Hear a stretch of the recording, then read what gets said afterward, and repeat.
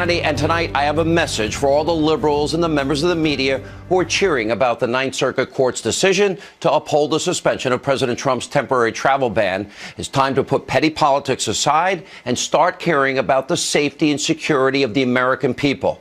This is a wake-up call, and that is tonight's opening monologue. As of this very moment, refugees and other travelers from Iraq, Iran, Syria, Sudan, Somalia, Libya, and Yemen are still allowed to enter the United States, blocking President Trump's plan for extreme vetting. Right now, our guard is down, and people are pouring into this country. Now, earlier today, President Trump had this to say about the Ninth Circuit Court's ruling. Take a look. We are going to keep our country safe. We are going to do whatever is necessary to keep our country safe.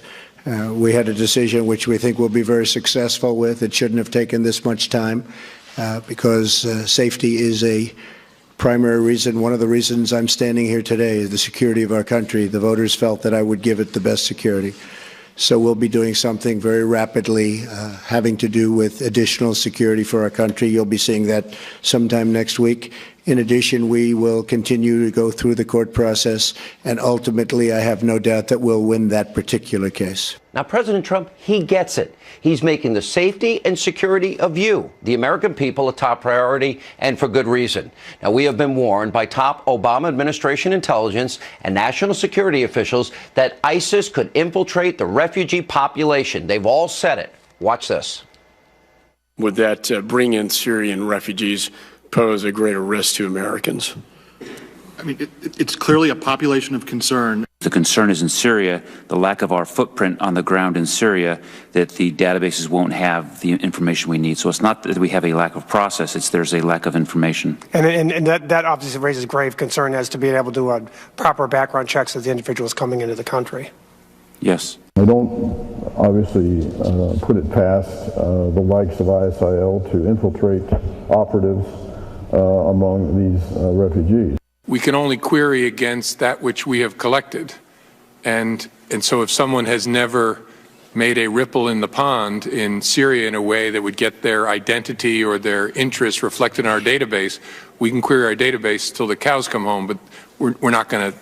There'll be nothing show up because we have no record on that person. There is some fear that some of these refugees may actually be posing as refugees, but they might actually be Al-Qaeda or ISIS terrorists trying to sneak into Europe or the United States. What do you make of that?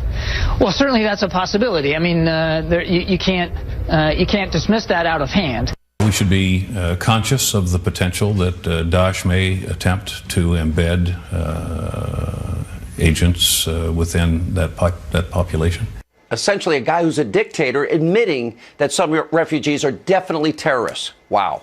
Now, to make things worse, the Washington Times is reporting, quote, 77% of refugees allowed into the U.S. since the travel ban began come from the 7 suspect countries. And that's not all. Today, the people in Iran, they were celebrating the 38th anniversary of the 1979 Islamic Revolution by burning American flags and once again chanting death to America.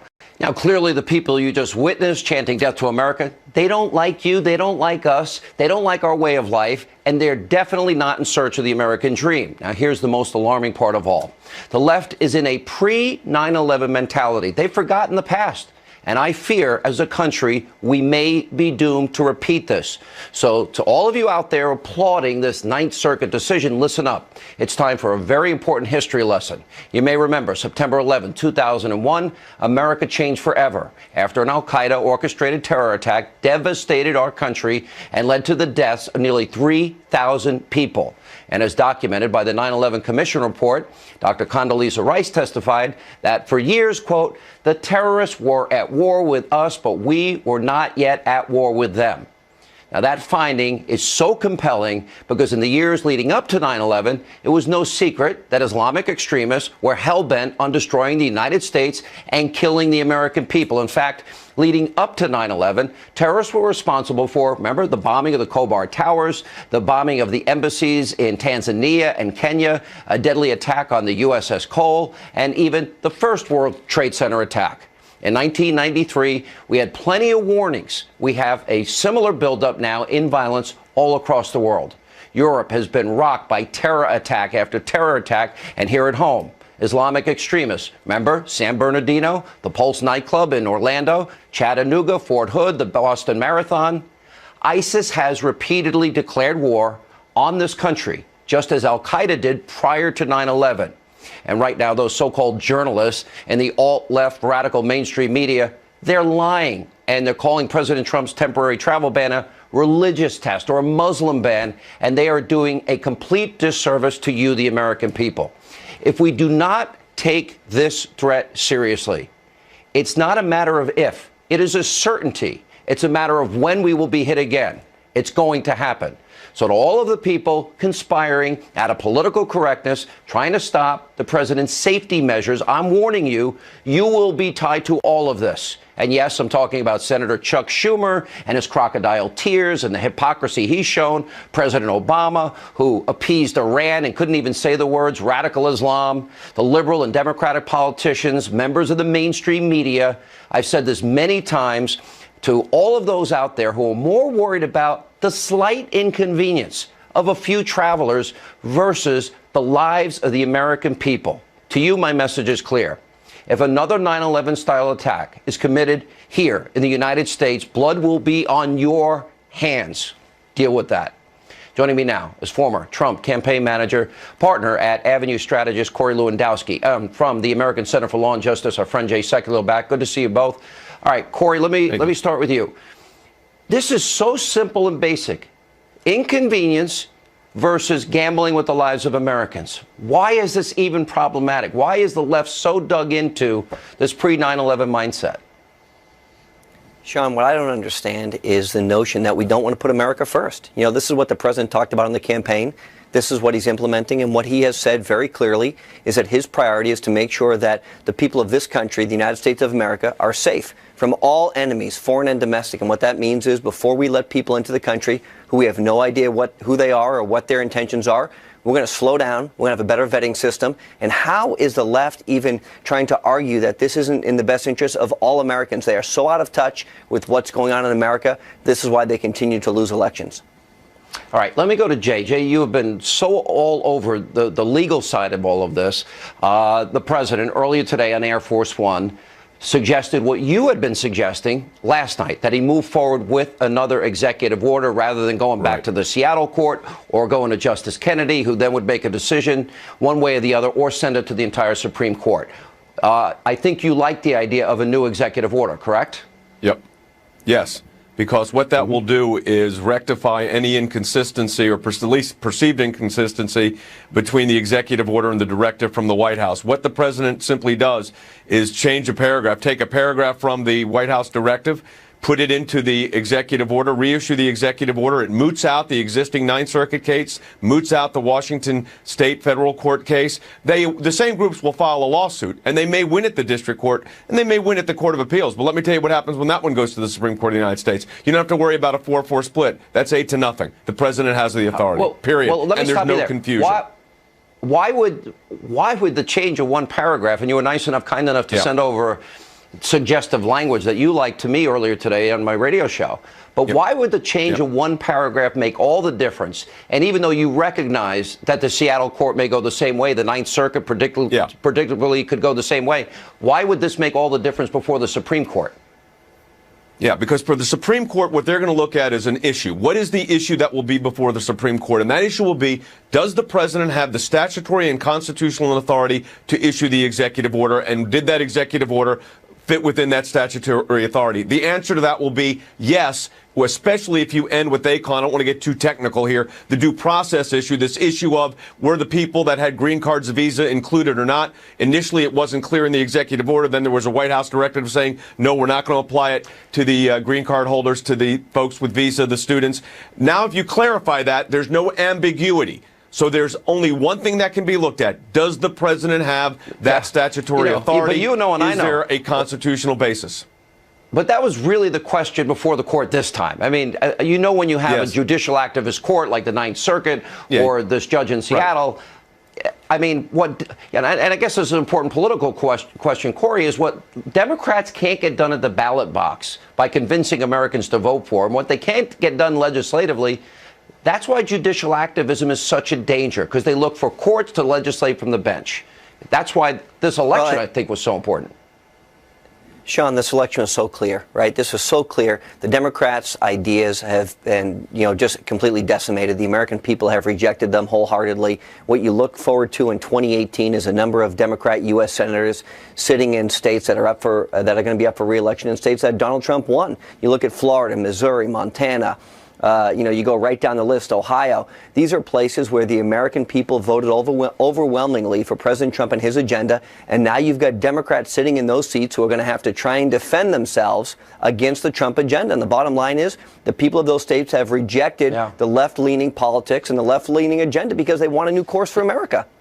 It's funny, Jay, I don't think they're honest people, but PolitiFact was trying to catch me all day on my statement that the Ninth Circuit is one of the most overturned, if not the most overturned, court of appeals in the country, relating their cases going up to the Supreme Court. Depending on the number of years you count, they're either one or two, correct? Right.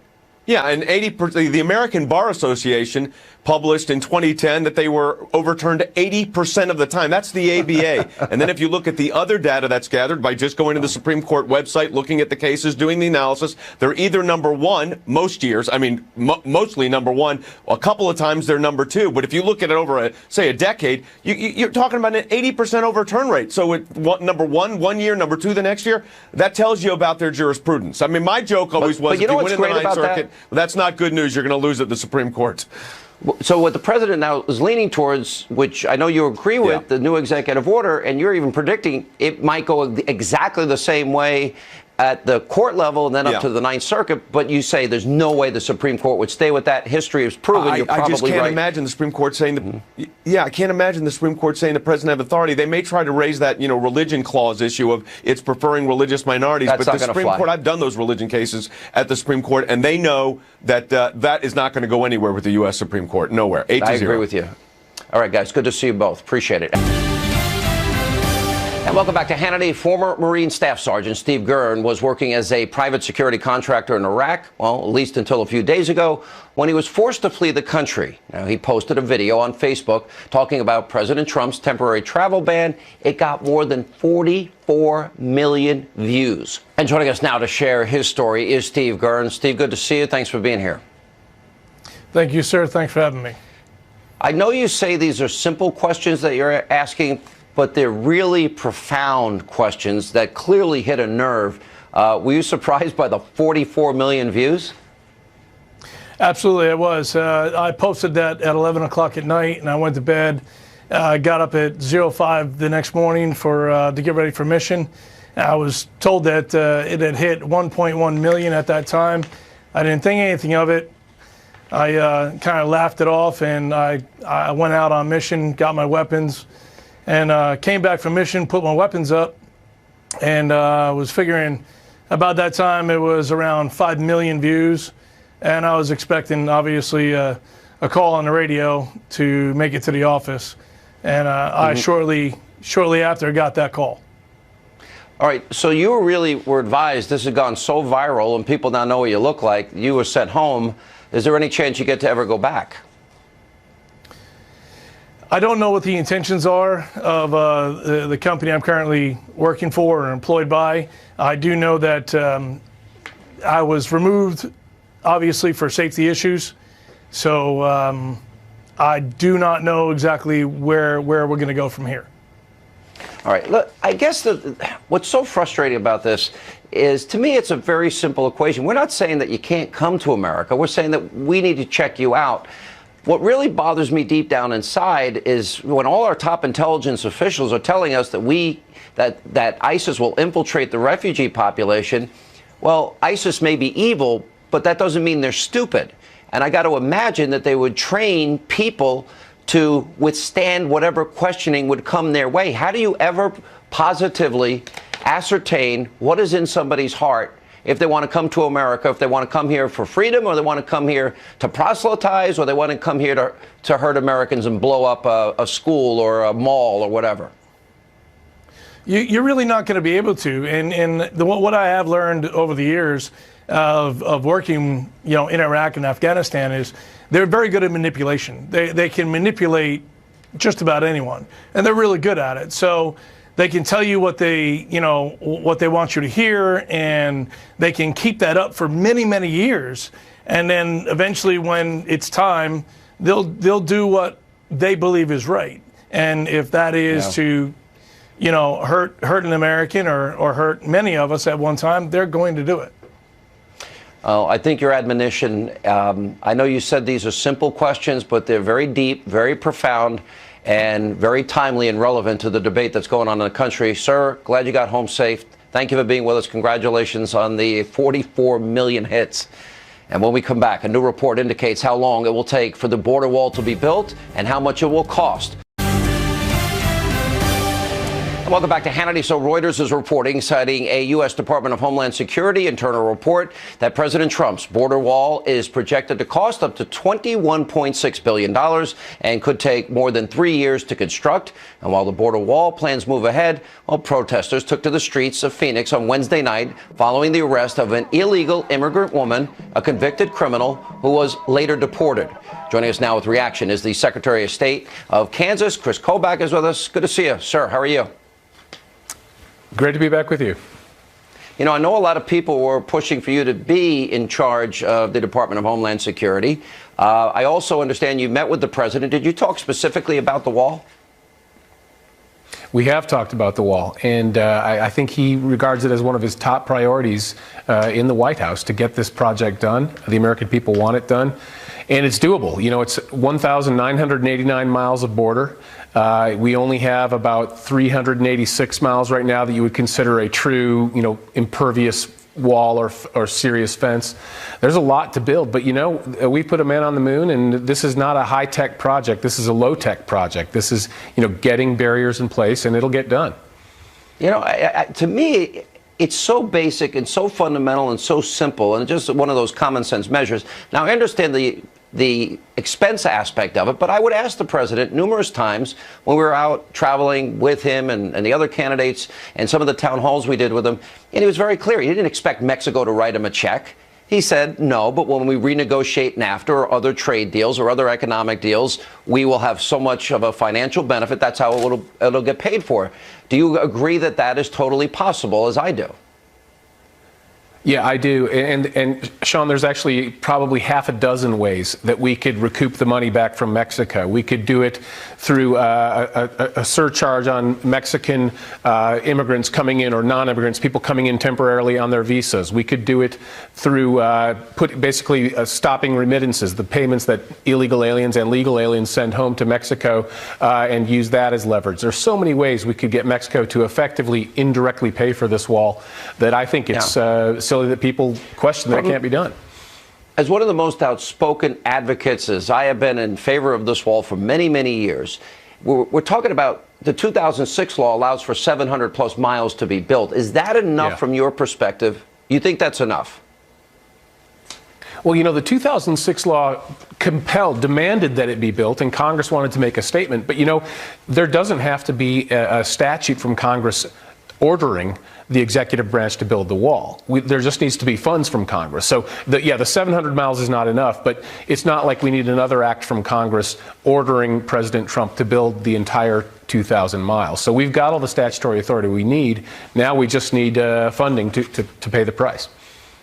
All right. Good to see you, sir. Thank you for your advocacy for our safety and security. We appreciate it. All right. When we come back. I feel totally confident that we will have tremendous security for the people of the United States. We will be extreme vetting. There are tremendous threats to our country. We will not allow that to happen. I can tell you that right now. We will not allow that to happen. All right, that was President Trump talking about extreme vetting during today's joint press conference with the Japanese Prime Minister. Joining us now with reaction in New York City, mayoral candidate, our friend Bo Dietl, who, by the way, I'm endorsing, but if it hurts you, I'm not going to endorse you. And I am an independent. I am an independent. The Democrats stumped me.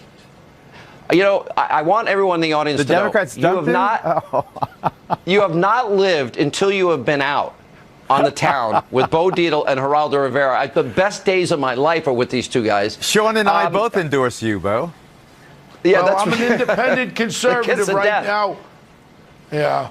Well, all I can say is, Sean, my heart just dropped when we were watching that video from 9/11 because I was down there that day when those towers came down.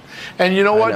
What's happening right now, Sean, is with this ban, since this ban has been now released, all of a sudden 1,100 have come into our country of refugees, 1,100 from the 7 different countries that we're supposed to be banning. What my problem is right now is we forget real quickly in Syria, 2 of the passport places in the main cities in Syria were taken over by ISIS. They're printing their own passports. They have fake passports. We're not stopping them. Now they know they're like rats coming out of the sewer. Come to America. It's wide open right now. This is so damn ridiculous. Then you get attorney generals in that state of Washington patting each other on the back like they did something so good. All we want to do is know who's coming in, who wants to kill us Americans. Let me bring Geraldo in here. Geraldo, you and I get along, and we agree and disagree occasionally. I know that one of your most passionate issues is immigration. And, all right, so we have some differences on it. But this, to me, is something we probably will agree on. And that is, you want to come to our country.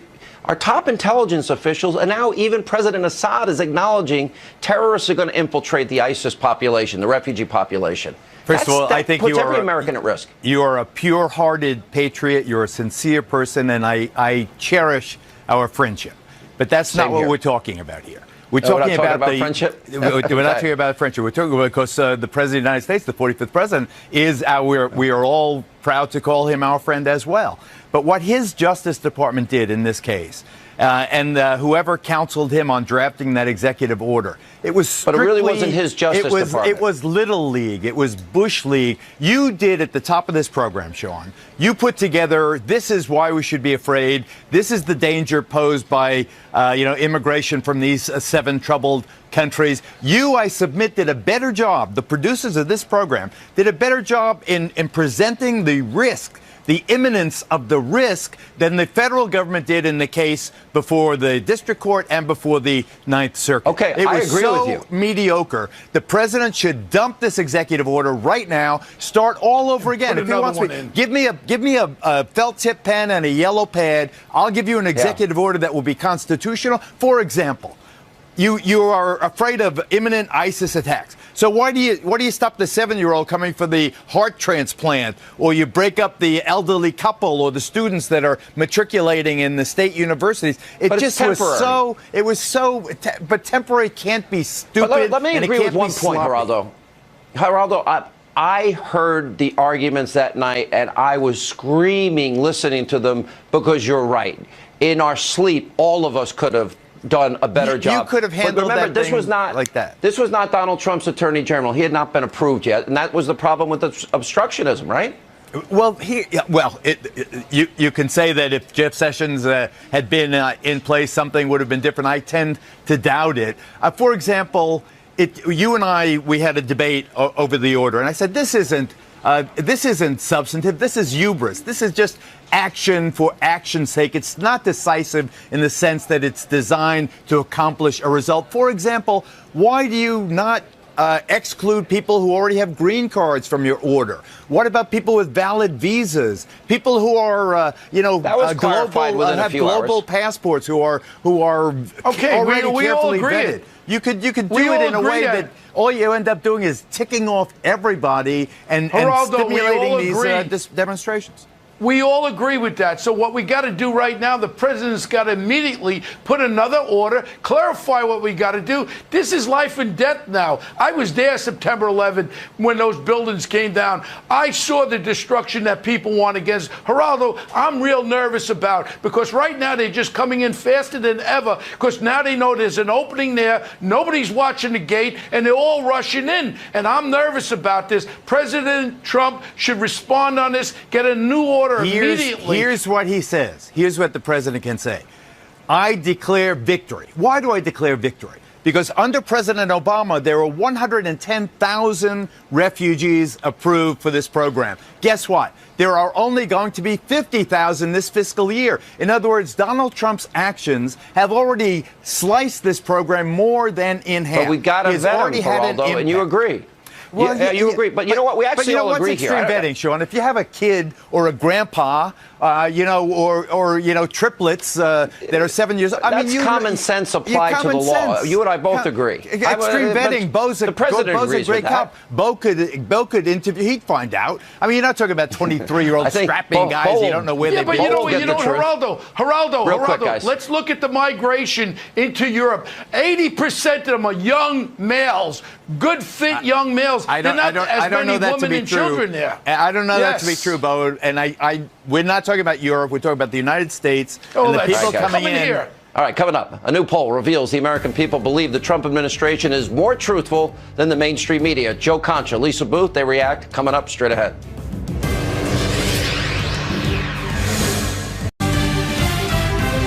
I happen to know how dishonest the media is.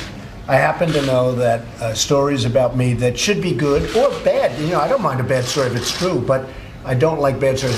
Stories that should be a positive story, when they make them totally negative, I understand the total dishonesty of the media better than anybody. And I let people know it. I mean, the media is a very, very dishonest arm, and we'll see what happens. All right, that was President Trump calling out the dishonest press. Brand new poll released on Tuesday shows the majority of the American people agree with him. According to an Emerson College poll, 49% of registered voters believe that the Trump administration's truthful, compared to only 39% that said the media tells the truth. Now, the Hill's media reporter, Joe Concha, wrote about the poll's findings earlier this week, and President Trump tweeted it out. Joe now joins us, as well as Fox News contributor Lisa Booth. Well, Joe, I've known you for a long time. When I saw that, I'm thinking, this is great for Joe. The president just tweeted out his article. But the poll said, doesn't it speak volumes? Well, we've known this for a while, Sean, right, that there is overwhelming bias in the media. And it's not something that I have to explain to your audience anymore. USA Today did a poll right before the election, and they asked, who do you think the American press is rooting for in this election, Hillary Clinton or Donald Trump? And by a 10-to-1 margin, they said, oh, of course, Hillary Clinton, including a majority of Democrats noticed that Democrats were obviously getting the benefit of the doubt from the press. So this is something that is no longer something that's a secret or I have to explain or you have to explain. Cat's out of the bag. And that's because of WikiLeaks, Sean. That was devastating to the fourth estate. That showed debate questions being shared in advance. Open collusion but you know something, with the Clinton Joe, campaign. Yeah. Joe, and you and I discussed this. The media didn't cover WikiLeaks because it impacted them. Their collusion with Hillary Clinton and her campaign, and at the highest levels, the highest level of corruption we've seen. Lisa Booth, I want your thoughts. Well, absolutely, Sean. Look, and I think what we've seen from the media is really this concerted effort to undermine the credibility of President Trump. But what they don't seem to understand is that their credibility is at risk here, too. And what we've seen in just the recent polling that Joe pointed out, and also just from Gallup, is that trust in media is at an all-time low. And President Trump is right when he says that the media can be blatantly dishonest. We've seen stories even from the Washington Post recently, literally making up meetings that never happened between Steve Bannon and Homeland Security Secretary Kelly. Secretary Kelly said that meeting, that story is a fantasy, and it's been discredited because that meeting just simply didn't happen. And the reporter actually never went and reached out to the White House for a comment. So when you see that kind of reporting, it's just sort of laughable for the media to continue to try to undermine the Trump administration and undermine their credibility when they don't have any credibility. We have this list that we've been putting up on the screen all the time about at least 16 that we've identified, examples of stories, fake news stories that have run since Trump's been president, but then there are other stories, Joe, like I'm watching Chuck Todd said, oh, isn't this a religious litmus test? And how many people in the media have said on the refugee issue and the executive order of the president, how many have gone as far as to say, oh, this is a Muslim ban when it doesn't impact about 90% of the world's Muslim population, 43 majority Muslim countries not impacted. It's not even dishonesty. It's an outright lie because they know the truth. Right, and there's no accountability. That's the problem, Sean, that with all these reporters at senior levels, the New York Times, Politico, showing to share stories in advance, for example, were they reprimanded? Were they fired? No, they were promoted in certain cases. Glenn Thrush at Politico literally shared stories in advance with John Podesta asking for approval while he was at Politico. And the New York Times knows this, and they hired him but they to did cover the same thing. the Trump White House. So here's the thing. Fits right in. Right. So we know that they're biased, and we know that they're corrupt. But the priorities, Sean, also are completely out of whack. Think about the blistering pace that the Trump administration has been acting. There's been an executive order at least once every other day, 11 total. There was a Supreme Court justice that was nominated. How many times have you seen in any major newspapers or any major outlets analysis around what happens now that we're going to have a conservative-leaning Supreme Court? Or what does it mean that we're dropping out of TPP? Or that federal law enforcement may be getting involved in taking on gangs, which are responsible for thousands of deaths in this country. The priorities, Sean, also are completely out of whack. I couldn't agree with Joe more, Lisa. And the way I've been saying it, while they're focused on their fake news stories and their petty attacks and calling Trump a liar, they're missing there's a huge shock and awe campaign and a political earthquake that is erupting under their feet. And they don't get it. They don't get Trump. I don't think they ever will they?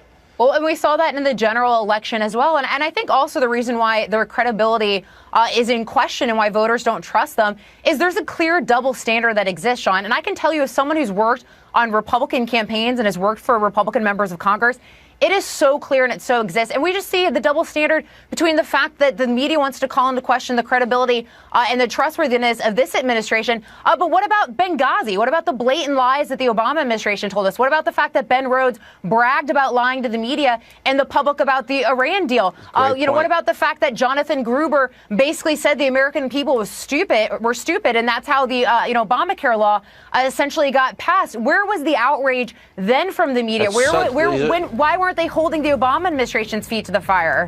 You are so right, and it is journalism's dead, and we have an informational crisis, but people are voting with their clickers. I can tell you that. Guys, good to see you both. Great column. Congratulations, Joe. All right, when we come back, we need your help, an important question of the day, and we are introducing a new segment that you can participate in. That's next. All right, time for our big question of the day today. Do you think liberals are gambling with the lives and the safety of you, the American people? Go to Facebook.com/Sean Hannity at Sean Hannity. On Twitter, let us know what you think. All right, also tonight, big announcement. We want to talk about a new segment we will be starting on the program. It's called the Hannity Hotline. You have something you want to say to me, nice, mean, whatever, anything you want.